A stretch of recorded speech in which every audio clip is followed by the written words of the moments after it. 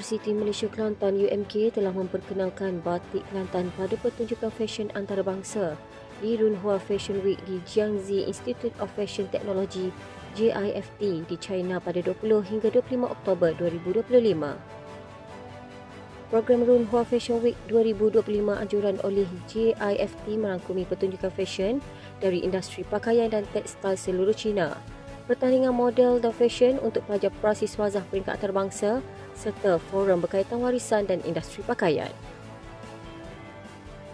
Majlis Perasmian Festival Aida Putrajaya 2025 Putrajaya FOI telah diadakan di Dewan Kulineri Pusat Konvensyen Antarabangsa Putrajaya.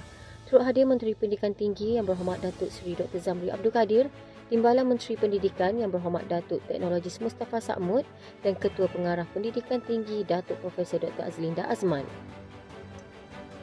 FOI mampu menjadi pencetus gelombang idea nasional yang bukan sahaja terbatas di Dewan, pentas, forum dan wacana elit tetapi mengalir terus kepada rakyat. Timbalan Perdana Menteri Yang Berhormat Datuk Seri Dr. Ahmad Zahid Hamidi berkata, FOI Putrajaya tidak boleh berhenti sebagai acara tahunan sahaja, tetapi mesti menjadi gerakan nasional di mana kreativiti, ilmu dan inovasi mengalir secara berterusan ke seluruh negara. Universiti Malaysia Kelantan UMK menerusi Pavilion Inovasi Keusahawanan dan Industri Kreatif mengetengahkan 9 produk hasil penyelidikan dan inovasi dari institusi pengajian tinggi IPT tempatan. 9 penyelidikan itu melibatkan penyertaan 3 universiti awam dan sebuah kolej komuniti Pasir Mas yang dengan menumpukan hasil penyelidikan dan inovasi terkini dalam bidang keusahawanan dan industri kreatif.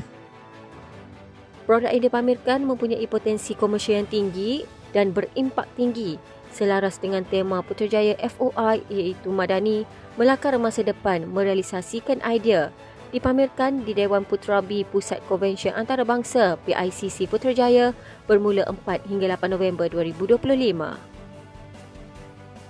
Universiti Malaysia Kelantan UMK menerima pengiktirafan sijil bersih mesyuarat majlis bersama Jabatan MBJ tahun 2024 pada Majlis Penyampaian Sijil MBJ sempena Persidangan Pengurusan Sumber Manusia HRMC KPT 2025 di Festival Idea Putrajaya di Putrajaya International Convention Centre PICC. UMK merupakan antara 17 agensi di bawah Kementerian Pendidikan Tinggi yang telah mendapat sijil daripada Ketua Pengarah Perkhidmatan Awam KPPA, pengiktirafan kepada tadbir urus yang telus dan kepimpinan beraccountability.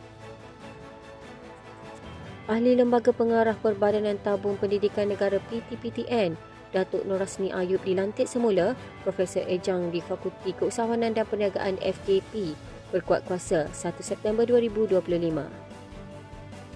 Pelantikan Datuk Norasni berdasarkan pengalaman beliau selama 35 tahun dalam mengurus dan mengukuhkan tadbir urus dalam bidang perbankan di Malaysia.